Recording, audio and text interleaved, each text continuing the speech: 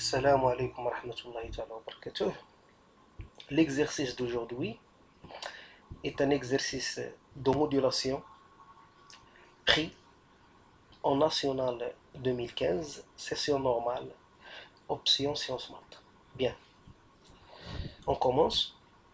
Afin d'obtenir un signal modulé en amplitude, on utilise un circuit intégré multiplieur X.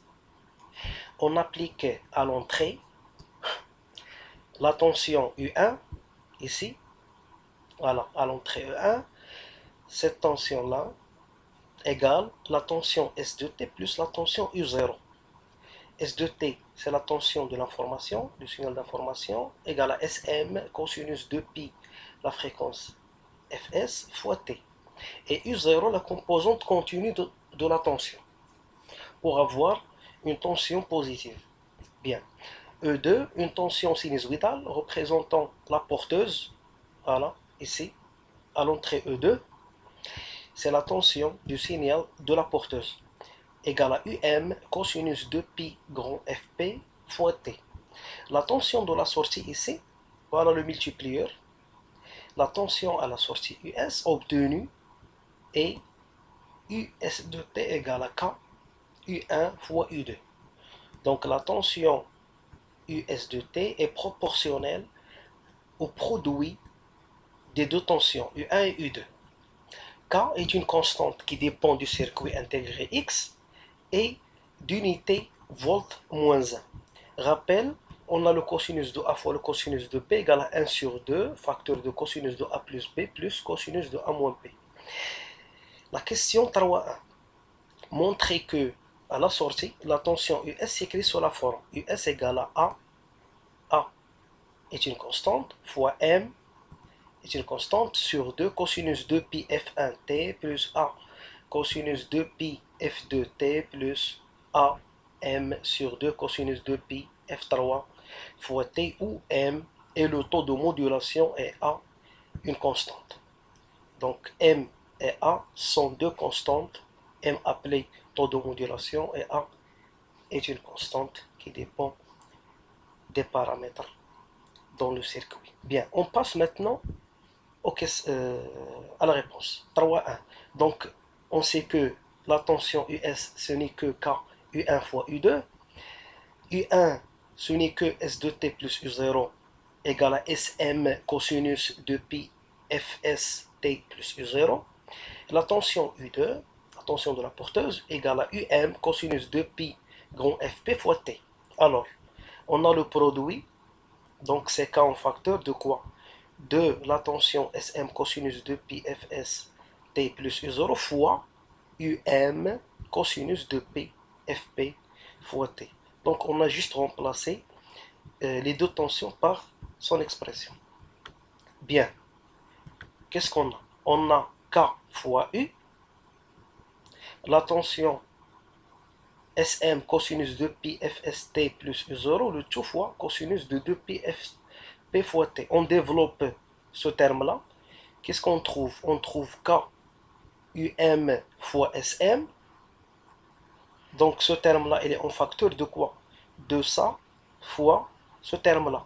Donc il donne KUMSM cosinus de 2pi FST fois cosinus de pi grand FP fois T. FP c'est la fréquence de la porteuse et FS c'est la fréquence du signal d'information. Bien fois cosinus de pi grand FT plus, donc on a le terme d'A, ce terme-là, fois U0 fois cosinus de pi grand Fp fois T. Donc c'est juste calcul développement. Donc c'est KUM U0 cosinus de pi Fp fois T. Qu'est-ce qu'on a aussi? On a cosinus de A fois cosinus de B égale à 1 sur 2 cosinus de A plus B plus cosinus de A moins B. On a ici le produit de deux cosinus. À l'intérieur du cosinus, il y a 2 pi grand Fst. Il y a ici 2 pi Fp fois T. Ce produit-là, voilà, va devenir somme de quoi? De ces deux angles à l'intérieur du cosinus. Donc, qu'est-ce qu'on trouve? On trouve US de T égale à KUMSM 1 sur 2, donc le produit devient sommation. Donc c'est cosinus de quoi? Ici il y a la somme de 2pi FST plus 2pi grand FT. Et ici il y a la soustraction. La soustraction de quoi? Soit Fs moins Fp, soit Fp moins Fs. Donc je mets ici la fréquence la plus grande moins la fréquence la plus petite. Le cosinus est une fonction paire. Donc soit on met Fp moins Fs, soit on met Fs moins Fp. Donne le même résultat. Bien plus, on a le terme là, ck um cosinus ck um ici, u0 cosinus 2pi fp fois t. Donc il reste la même. On pose, qu'est-ce qu'on pose? On pose la constante a égale à k um u0 et m égale à sm sur u0. Donc m c'est le temps de modulation égale à sm sur u0. Et f1 c'est la fréquence fp plus fs, f2 c'est la fréquence de la porteuse, et f3 c'est la fréquence de la porteuse moins la fréquence de l'information. Donc qu'est-ce qu'on trouve? Donc si je fais ici 2pt en facteur, qu'est-ce qui reste? Il reste fp moins fs. Et fp moins fs ce n'est que f3. Ici, si je mets 2pt en facteur, qu'est-ce qui reste? Fp plus Fs, ce n'est que F1. Et Fp égale à F2. Et puisque A égale à K, UM, U0, donc ici il y a K, UM. Si je multiplie par U0 et je divise par U0, qu'est-ce que je trouve? Je trouve ici la constante A fois M sur 2, ici. Donc, je vais remplacer ces termes-là par son expression. Qu'est-ce que je trouve? Je trouve la tension à la sortie égale à A m sur 2 cosinus 2 pi f1 fois t. F1 c'est la fréquence de la porteuse plus la fréquence du signal d'information. Ici égale à A, car A égale à K um u0, voilà A, cosinus 2 pi f3 t plus A m sur 2 cosinus 2 pi f3 fois t. Ici f2. C'est f2 ici. Voilà. Donc ici il y a f2. F2. Bien. On passe maintenant à la question 3.2. La figure 7, voilà la figure 7, représente le spectre de fréquence formé de trois raies de la tension modulée US de T, déterminée M et la fréquence Fs. La modulation est-elle bonne? Oui ou non? Donc ici, il y a voilà, le spectre des bandes, ou bien la bande passante. Donc ici, il y a la fréquence Fp, de l'amplitude plus grande, c'est A. Voilà l'amplitude ici. Cette amplitude égale à A. Car il y a ici 2 pi F2 fois T. F2 c'est la fréquence la plus grande. Voilà la fréquence la plus grande. Ici il y a la fréquence Fp moins Fs. Ici il y a la fréquence Fp plus Fs. Donc voilà l'intervalle. Au milieu il y a la fréquence de la porteuse. À gauche, il y a la fréquence de la porteuse moins Fs, et à droite, il y a la fréquence de la porteuse plus la fréquence du signal modulant. Bien.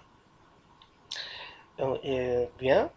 Donc, ici, il y a l'amplitude. Donc, A, ce n'est que cette valeur-là. Donc, c'est 1, c'est 2 volts. Ici, il y a l'amplitude de grand F P moins Fs et Fp plus Fs, c'est égal à 0,5. C'est quoi cette amplitude? C'est AM sur 2. Il y a ici, il y a ici. Ces deux amplitudes égales à 0,5. Donc on passe à la correction, voilà. Donc d'après les amplitudes situant sur la figure 7, qu'est-ce qu'on a? On a l'amplitude A égale à 2 volts. C'est l'amplitude de la fréquence du porteuse. Et les deux amplitudes qui restent égale à A m sur 2 égale à 0,5. Donc A égale 2 volts, donc 2 sur 2, donc m égale à 0,5. Ou bien m égale à 2 sur A 0,5, 2 A égale à 2, 2 sur 2 c'est 1, donc égale à 0,5. Maintenant, pour déterminer la fréquence Fs, qu'est-ce que je dis tout à l'heure? Je dis que la fréquence située au milieu égale à 6 10 puissance 3 Hz. C'est la fréquence du porteuse. Ici, il y a la fréquence de la porteuse moins Fs. Donc, je reviens à la réponse de la question précédente. C'est quoi est égal à F3? Égal à Fp moins Fs. Fp moins Fs. Donc voilà. Cette fréquence-là, 5,5, ce n'est que Fp moins Fs. Bien. Donc ici, il y a Fp égale à 6 10 puissance 3 Hz ou bien 6 kHz et Fp moins Fs égale à 5,5 10 puissance 3 Hz. Donc je remplace Fp par 6 10 puissance 3 Hz et je trouve Fs égale à 500 Hz. Maintenant, pour est-ce que la modulation est bonne ou non, qu'est-ce qu'on a? On a m égale à 0,5, 0,5 est inférieur à 1, et puisque la fréquence de la porteuse égale à 6 10 puissance 3, donc c'est 6000, 6000 est plus grand que 10 fois 500, donc est plus grand que 10 fs. Donc à partir des deux conditions, la modulation est bonne. Bien, car les deux conditions sont vérifiées. Maintenant, on passe à la question 3. Pour une bonne réception du signal modulé, on utilise un circuit bouchon. Circuit d'accord formé d'une bobine d'inductance L0 et de résistance négligeable et de deux condensateurs montés en série. Attention, on a deux condensateurs branchés en série. L'une égale à 10 puissance 10 fois 10 puissance moins 6 farad et l'autre c'est 0 égale à donc c'est C0, c'est la capacité inconnue. Déterminer la valeur de C0. Bien, donc voilà la réponse. Donc je fais ici un schéma pour mieux comprendre. Donc on a l'onde électromagnétique, il est situé ici, à l'air. Voilà le circuit d'accord, le circuit d'accord. Donc l'onde électromagnétique vient à cette antenne. Pour avoir une bonne réception, il faut que la fréquence de l'onde électromagnétique égale à la fréquence propre de ce circuit-là. Donc pour avoir une bonne réception, il faut que la fréquence Fp égale à F0. C'est quoi F0? C'est la fréquence propre, ici. C'est la fréquence du circuit L0 CE. CE, c'est la capacité équivalente. Donc égale à 1 sur 2 pi la racine de L0, c'est équivalent. Donc c'est équivalent, c'est la capacité des deux condensateurs ici. Bien, qu'est-ce qu'on trouve? On trouve la racine de L0 CE égale à 1 sur 2 pi Fp. Bien, je fais le carré pour faire sortir la capacité CE. Donc CE égale à 1 sur L0, facteur de 2pi Fp le tout carré. Donc CE ce n'est que 1, donc si je remplace certaines par ces valeurs, je trouve que CE égale à 1,15 10 puissance moins 8 farad. Bien, et puisque les deux condensateurs sont branchés en série, bien montés en série, alors on a 1 sur la capacité équivalente égale à 1 sur C plus 1 sur C et 0. Donc si je veux C0, 1 sur C0 égale à 1 sur C équivalent moins 1 sur C. Bien, donc C0 égale à C équivalent fois C. Donc je fais ici le dénominateur commun. CE fois C sur C moins CE. Donc je remplace ces capacités par ces valeurs et je trouve que C0 est à peu près égal à 1,15 10 puissance moins 8 farad. Donc l'exercice est terminé. À bientôt. Assalam.